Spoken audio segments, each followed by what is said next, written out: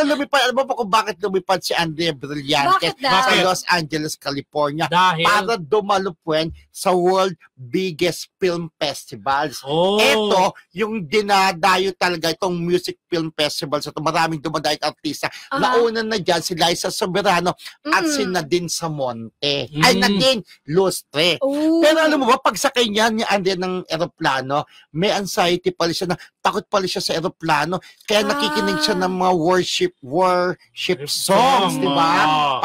Parang may guide siya ni Lord. Pero iniisip na lang niya, Blythe, isipin mo lang, ulap lang yan. Nakasakay ka lang sa roller coaster. Kunwari, yun na lang isipin, roller coaster, yung ganun-ganun lang, di ba? Kasi nakakatakot pala na kapag nagti-take off siya, tapos umaalog na ganun. Yun ang una. Oo. So, gets ko siya. Pero alam mo, pag nasa plane ka naman, pag nanood ka lang ng mga movies or nakikinig ka lang ng music, parang wala lang, di ba? O kaya inom ka ng red wine or something. Steady lang siya gumagan. Huwag lang magkaroon.